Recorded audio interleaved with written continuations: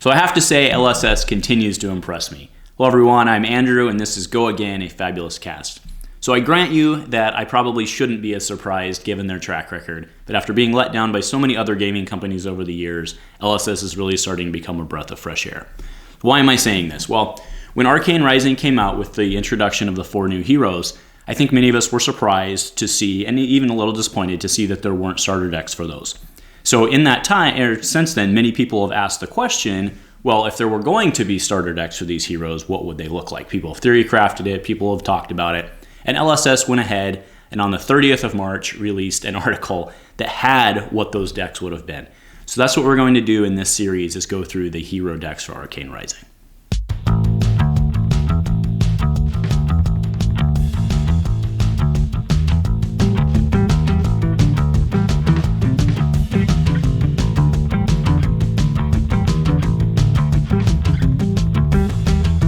Hello everyone, and welcome to episode 17 of Go Again. In this episode, we're going to be going through the Kano starter deck, or the proposed starter deck for Arcane Rising. All right, and again, they gave us a strategy in part of that article, which reads, Kano uses arcane damage to defeat his opponents. You can use Kano's hero ability during your opponent's turn when their defenses are down. Look to deal damage when your opponent has little or no cards in hand, as it makes it near impossible for them to prevent all the damage. You can use modifiers such as Stir the Other Wind to deal high amounts of damage that are difficult to prevent. His advantages are, and we'll see this in the deck build, very high pitch power, can operate at instant speed. His disadvantages are that he defends poorly, which is a big deal because he starts at lower life.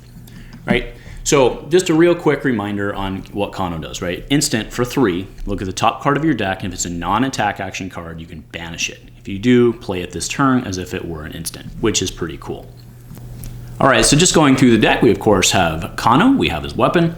We also have Robe of Rapture, the Talismanic Lens, Mage Master Boots, and then Nullrune Gloves, all equipment from, of course, Arcane Rising.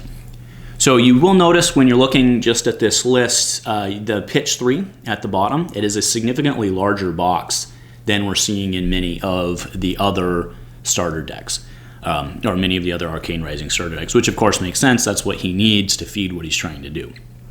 So just going through the pitch 1s, we have 3 Other Spindles, 3 Stir the Other Winds, 3 Other Flare, 3 Reverberate, 3 Scalding Rain, 3 Zap, and then 3 Bolts. Love that one. For the 2 pitch, very few of them. We have Fate Foreseen, Index, Whisper of the Oracle. And I should note, actually, this guy is just 20 cards, 23 Fs, right? So everything's a 3x. And then pitch 3, we have Absorb Aether, Fate Foreseen, Aether Spindle, Aether Flare, Index, Reverberate, Scalding Rain, Zap, Whisper of the Oracle, and then Voltaic Bolt. All right, so let's go through some of the key cards, right? I already alluded to it, Voltaic Bolt. I mean, that is like probably the fundamental wizard card. It makes sense that it's in here. It's in here for the 1 pitch and the 3 pitch, dealing 5 on the 1 pitch on the red version and 3 on the blue version. We also have Zap. Zap's a nice little card for the 1 pitch. The 3 pitch, dealing 1 arcane, I think you're pretty much just using that for a pitch. But Zap for nothing. Just toss it out there, deal 3 arcane damage. Now we start getting into kind of the more strategy-based cards. Reverberate, present in the 1 pitch and the 3 pitch, deals 3 arcane damage to opposing hero. But if it deals damage, you can banish a wizard non-attack from your hand with 1 or less equal to the damage dealt. And if you do, play it this turn as though it were an instant. Right, so what this does is this one pumping through then helps to set up your next shot. But you have to make sure, of course, that you have the energy in play to pay for that. Then we have Stir the Other Winds. May play your next wizard non-attack actions card as though it were an instant, as if it were an effect that deals arcane damage. Instead, that effect deals that much arcane damage plus 3. All right, so this one sets you up. So wizard, so it's your wizard action. You then would have to play your next one as an instant, which is what it does. But this is 2, right? So this itself functionally is 2 cost for 3 damage, which, okay.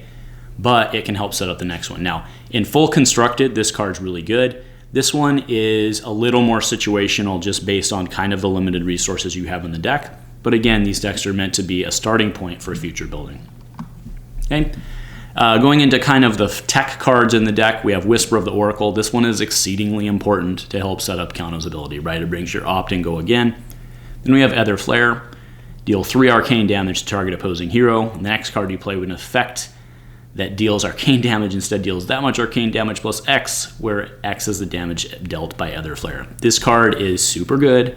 It's present in the 1-pitch and the 3-pitch. Obviously, it's not dealing as much bonus on the blue pitch version.